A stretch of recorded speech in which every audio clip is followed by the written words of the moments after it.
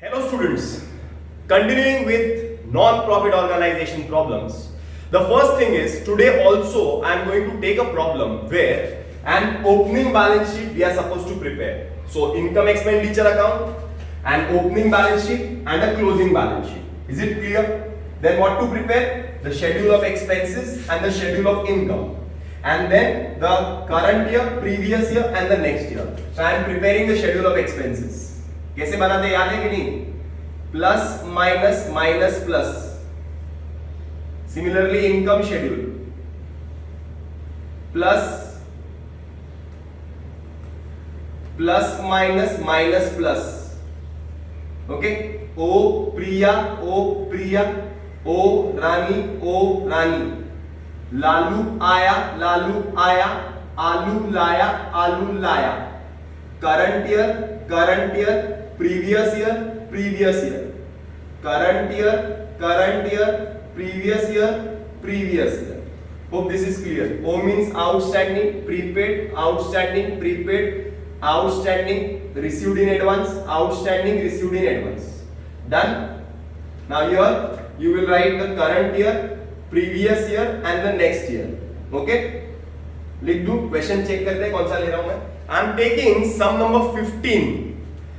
Following is the receipt and payment account of Krishna Junior College Mahabaleshwar for the year ended 31st March 2020.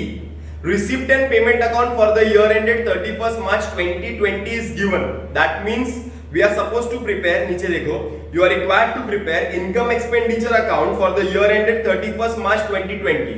So year is ending on 31st March 2020. So when it is starting on 1st April 2019. अरे समझ में आ रहा है? So we can get the current year, previous year and the next year. So what will be the current year? Year कब खत्म हो रहा है? 2020. That means your current year will be 1920. Your previous year will be 1819. Next year will be 2021. Hope this is clear.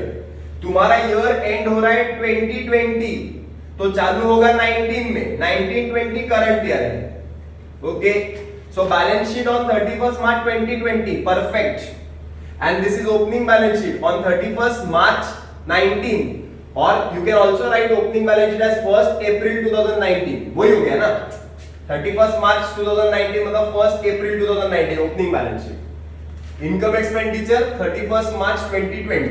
Is it clear? तो पहला काम clear हो गया. पहला काम मेरा ये है कि we are suppose to find out the current year, previous year and the next year. Problem दिख गया तुमको सबको?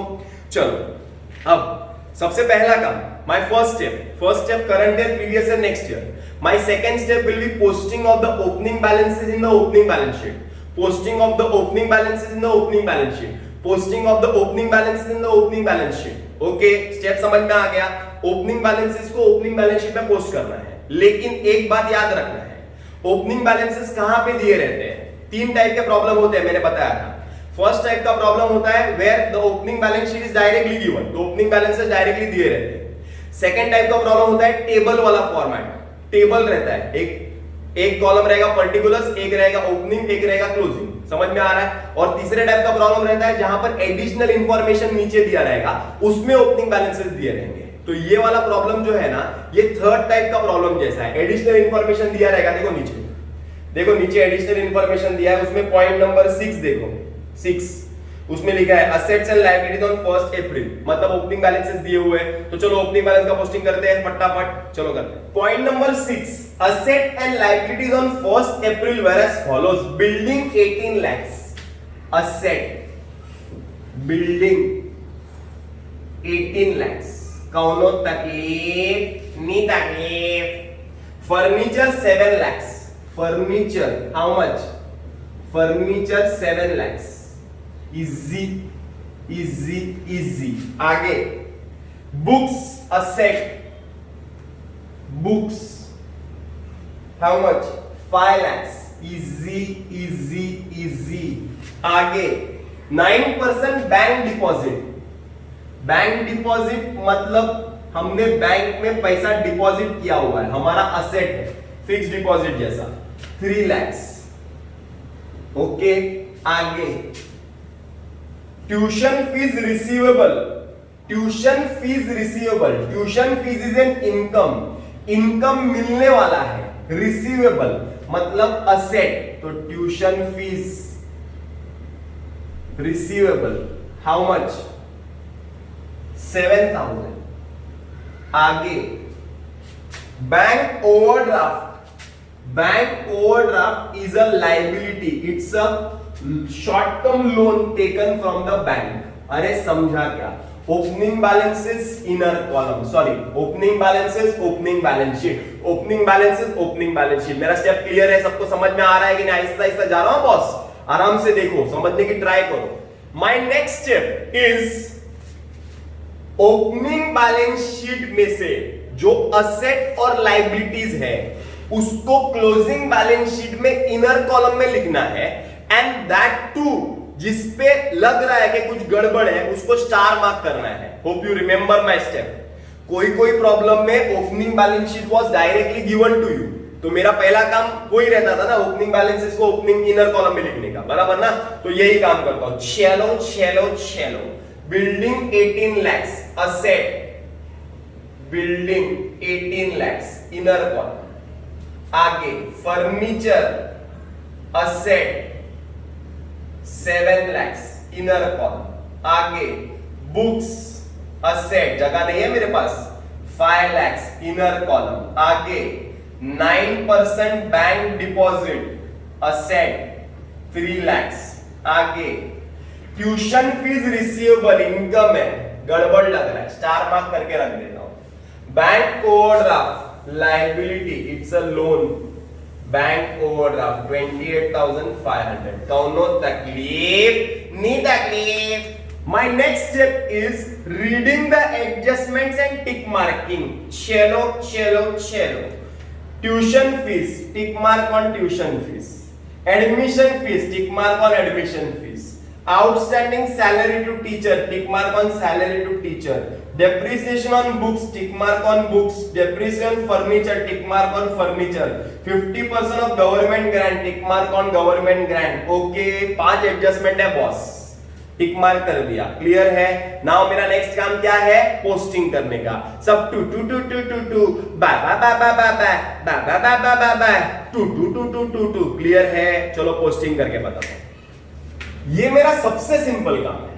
To to to to to to by by by by by by to balance cash, opening cash, opening balance sheet में जाएगा क्या? नहीं, it will go in closing balance sheet. Cash how much? 23,500। Any probs? No probs. To tuition fees, by tuition fees how much? Take total 77,000 inner column, adjustment है। To fine collected, by fine collected, how much?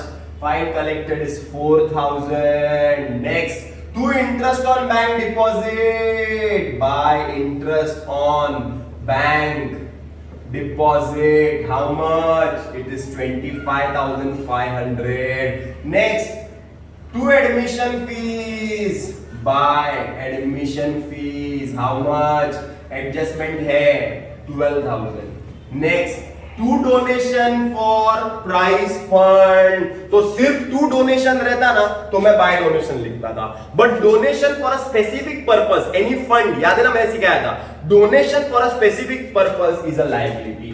तो donation for prize fund how much? कितना है? 9 time, ठीक है बनता है, आगे चलता है। Next is to government grants, by government grants, how much? It is 1,73,000. Adjustment है, I'll write in the inner column. Okay, आगे चलते हैं। सब by by by by by by to to to to to to by bank overdraft. Payment के अंदर हमने देखा by bank overdraft. ना बैंक ओवरड्राफ्ट इधर सुना हुआ लगता है, एक लायबिलिटी है बैंक ओवरड्राफ्ट जो पिछले साल थी, पिछले साल बैंक ओवरड्राफ्ट थी। अरे बराबर है ना, लास्ट ईयर हमने बैंक से एक 28,500 का ओवरड्राफ्ट लिया था, लोन लिया था। इस साल पेमेंट में पहला ही पेमेंट किया हुआ है bye bank overdraft 28,500। Last year you had taken a loan of 28,500 from a bank.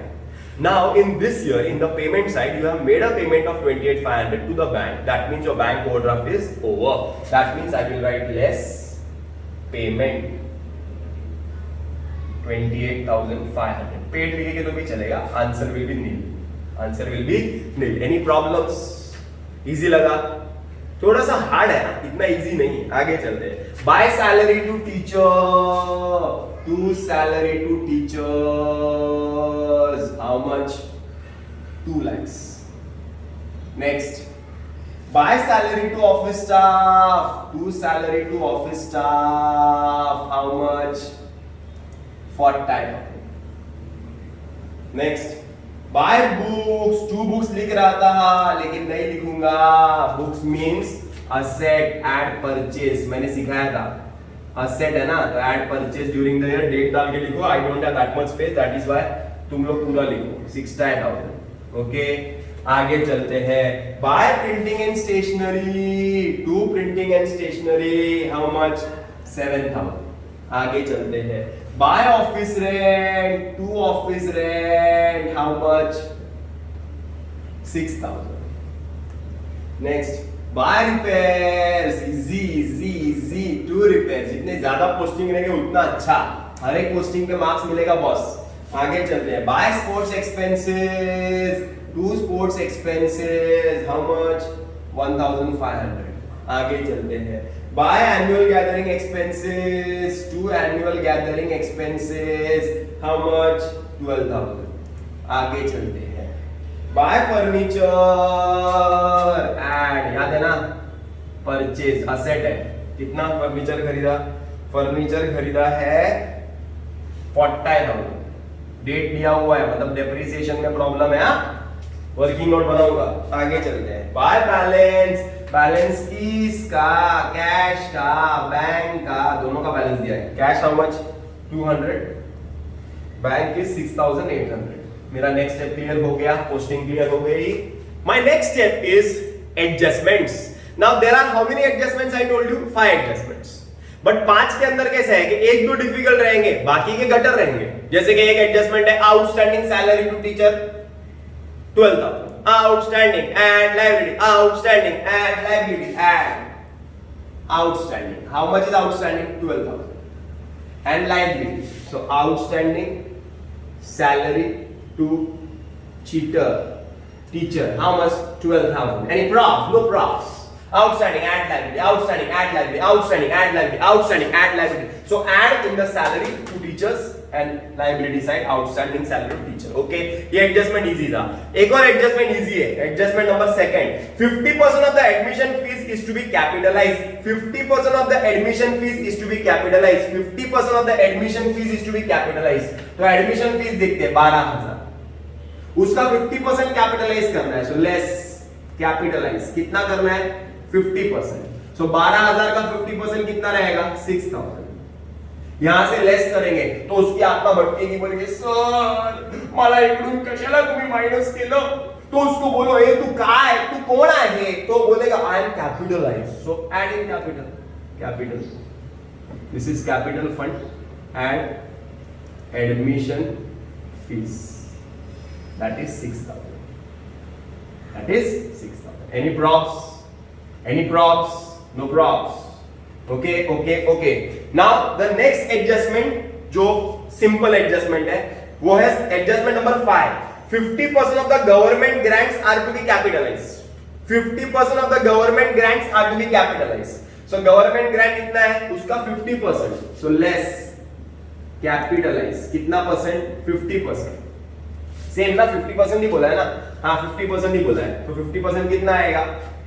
1,72,000 मतलब 85 86,500 आएगा. यहाँ से 86,500 लेस करेंगे तो उसकी आत्मा भटकेगी, बोलेगी सर मला इकडून कशाला मायनस केलं. ए चल कॅपिटल मध्ये चल वेड्या, जास्त बोलू नकोस. Plus government Grant 86,500. I am not having that much space. समझ के लो बॉस. जूम करके वीडियो बनाऊंगा तो तुमको क्लियर दिखेगा, इसके लिए मैं जूम करके बनाता हूँ वीडियो. तो यहाँ से लेस किया, यहाँ पे ऐड किया, यहाँ से लेस किया, यहाँ पे ऐड किया. क्लियर है? क्लियर है, क्लियर है, क्लियर है, यहां तक क्लियर है. I am solving the next important adjustment of the problem. The important adjustment is related to tuition fees. Tuition fees, tuition fees, tuition fees जानबूझकर अलग अलग करके दिया आपको, और इसके बाद भी जब प्रॉब्लम पढ़ाऊंगा ना तो जो एडजस्टमेंट इंपॉर्टेंट रहेगा ना उसकी क्लिप जो है वो अलग कर दूंगा, अलग से वीडियो रिकॉर्ड करूंगा एंड देन पोस्टिंग करने का कैसे बताऊंगा. Okay, so tuition fees is given in receipt and payment account, it is given in an adjustment, it is given in opening balance sheet also. तीन जगह पे दिया है. Now how to solve tuition fees adjustment. Tuition fees is an income, so your income schedule is important here. Your income schedule is important. इधर लिखा हुआ है to tuition fees, question में दिया है. So income schedule important है, इसीलिए मैंने जो एक्सपेंस शेड्यूल था वो कट कर दिया. I will write tuition fees. Okay, जरा आराम से ध्यान देना बॉस, आराम से सुनना. Total tuition fees given is 77,000. It is given 2018-19 7,000. Question check करो. 19-20 70. टोटल इज गिवन है 77. 77 टोटल टेबल के ऊपर मैंने सिखाया है.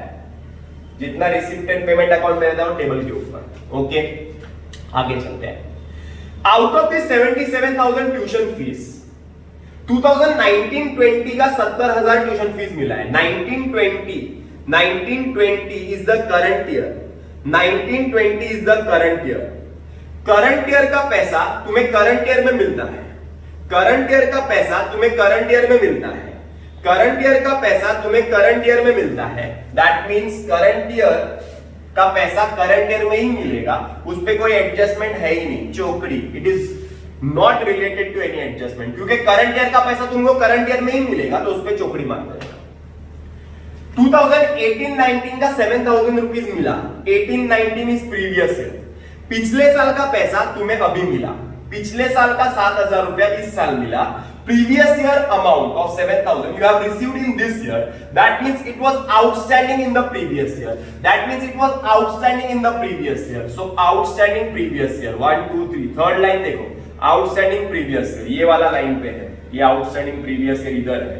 So I'll get 7,000. हो गया, खत्म. ये हो गया काम, पहला हो गया. ओके, दूसरे पे आते हैं. Outstanding tuition fees for 2019-20 is 10,000. 19-20 is current year. Outstanding current year 10,000. हो गया, ये भी हो गया, ये भी हो गया. क्लियर है? आगे चलते हैं. ओपनिंग बैलेंस शीट चेक करेंगे. आउटस्टैंडिंग ट्यूशन फीस पिछले साल 7,000 रुपया मिलना बाकी था, ऐसा ओपनिंग बैलेंस शीट में दिख रहा है. पिछले साल 7,000 रुपया मिलना बाकी था, ऐसा ओपनिंग बैलेंस शीट में दिख रहा है. तो क्या पिछले साल का 7,000 रुपए इस साल मिल गया? आउटस्टैंडिंग प्रीवियस है 7,000. Perfecto, perfecto, perfecto. हो सकता है पिछले साल का इधर रहता 8,000 और तुमको मिला 7,000, तो वो दो तंगड़ी बनाने का, मिला नहीं मिला, वैसा वाला मेथड सिखाया था मैंने, शायद तुमको याद है. अभी नहीं याद है तो जाने दो, छोड़ दो, वैसे भी कुछ एक्सपेक्ट नहीं है तुम्हारे से. 7,000 रुपया मिलने वाला था. 7,000 रुपया you have received. That means इसका भी पोस्टिंग हो गया. No need.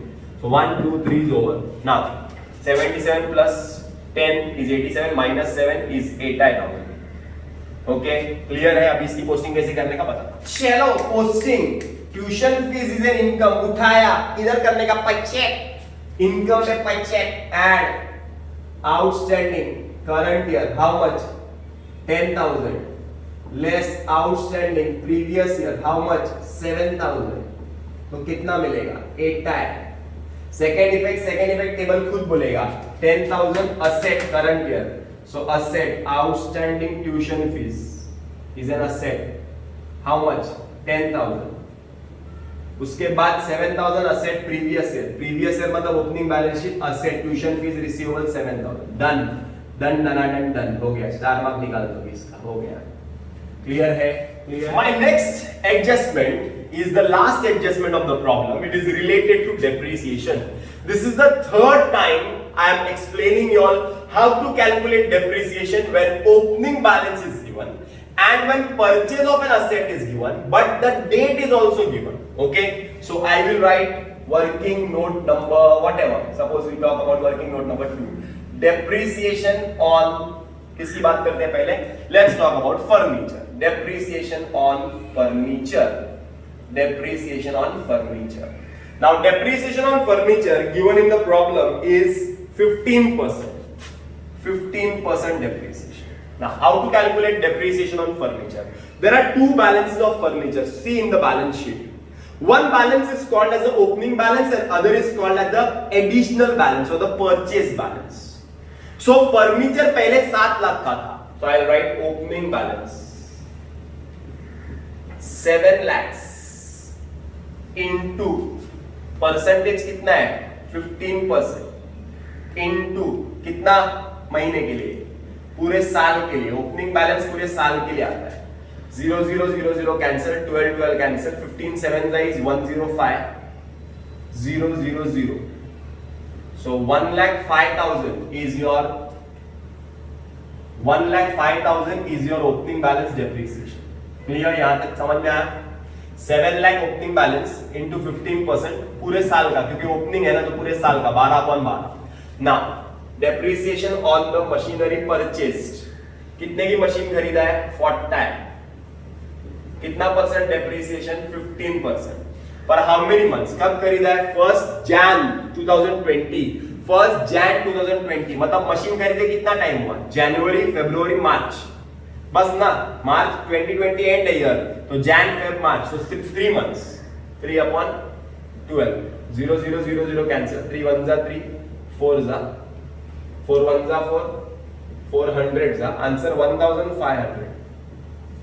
So total will be 1,06,500. Okay, total depreciation. Total depreciation is 1,06,500 less depreciation. Working note number 2, 1,06,500. जरा समझ के लेना. सेकेंड इफेक्ट कहां पे आएगा? प्रॉफिट एंड लॉस डेबिट में लिखूंगा. मैं लिखता हूं सेकेंड इफेक्ट, पहले ये क्लियर कर लेते हैं. दूसरा working note number 3, depreciation on books. कितना परसेंट है? 10%. देख लो एक बार क्वेश्चन में 10%. तो पहले क्या लिखेंगे? Opening balance. ओपनिंग बैलेंस कितना है बुक्स का?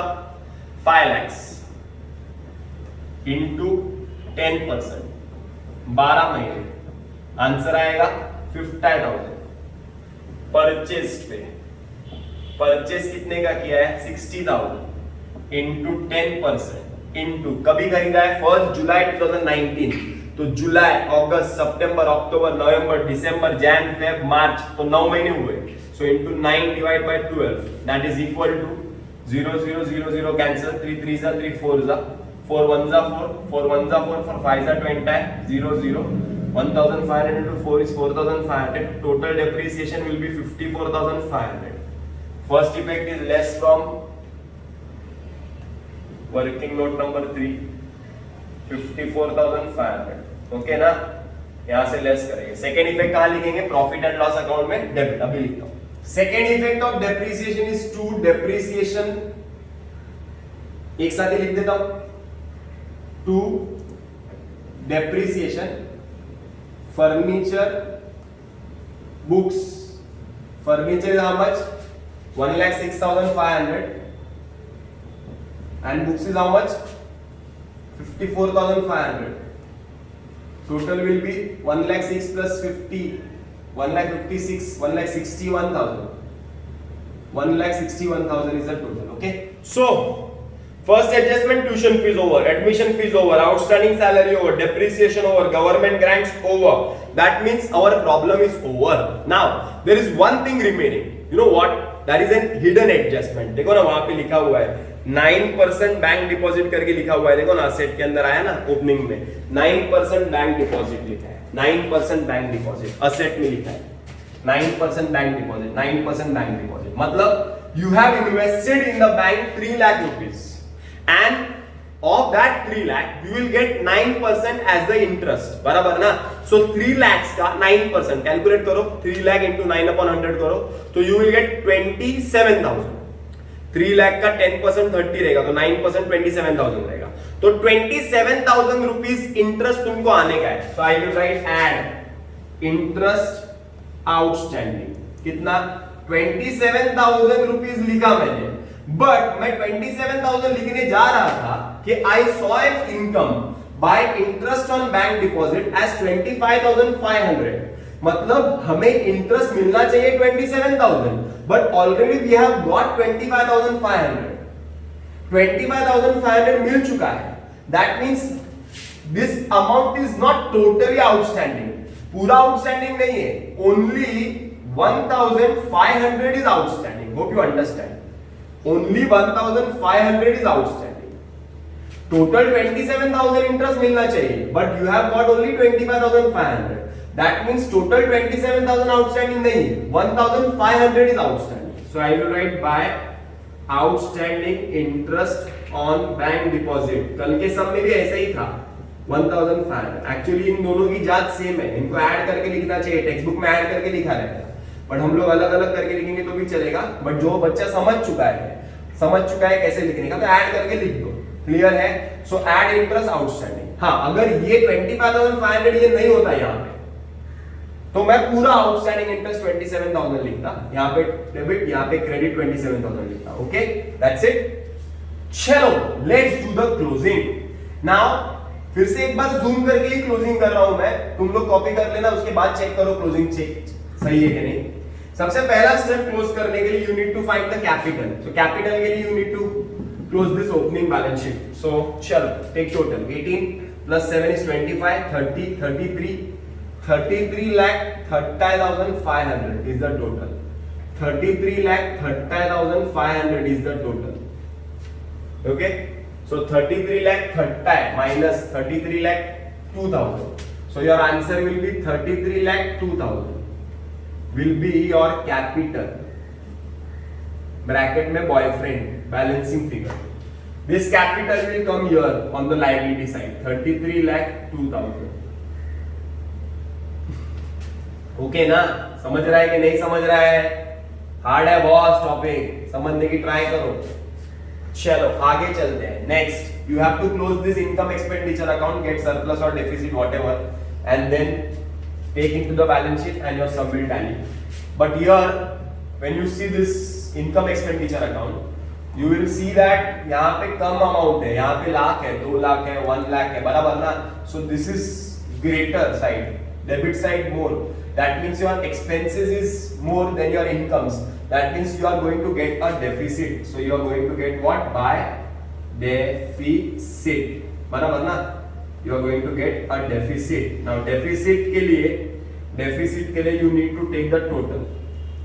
You need to take the total. Chalo, take the total of your debit side.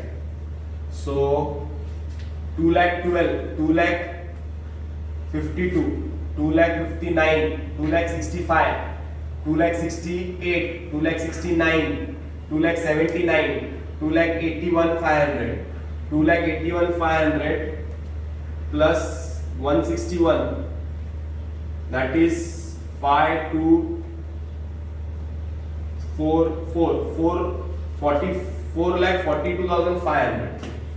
4,42,500 is the total. So 4,42,500 is the total. 4,42,500 is the total. Okay. Now take the total of the expenses. Chalo. 0, 0, 0, 0, 0, 0, 0, 0, 0, 5, 5 plus 5, 10, 15, 5, 1 carry, 1, 1 plus 4, 5, 5 plus 4, 9, 9 plus 6, 15, 15 plus 6, 21, 22, 2 carry, 2 plus 8, 10, 11, 12, 12 plus 8, 20, so 2,02,500. अरे बराबर ना. सो 2,02,500. एक बार check कर लेते हैं 2 का. 1 plus 4 5, 5 plus 5 10, 16, 16 plus 6 22, 23 आता है. 2,03,500. तो 4,42,000 minus 2,03, मतलब 4,42 minus 2,03 करो, तो 4,42 minus 2,03 करेंगे तो 2,39 राउंड फिगर 39,000 आएगा. 2,39,000. ये डेफिसिट कहाँ जाएगा? यहाँ पे लेस होएगा, कैपिटल में से लेस डेफिसिट 2,39,000. ओके, ये 3,02,000 प्लस 6 इज 33,08,000. फिर ये ऐड करो, ये नंबर इधर ऐड करके लिखो. and then subtract, you get the number and then your balance sheet will tally. Solution question में दिया हुआ है टेक्स्ट बुक में, बट एक बार फिर से चेक करो.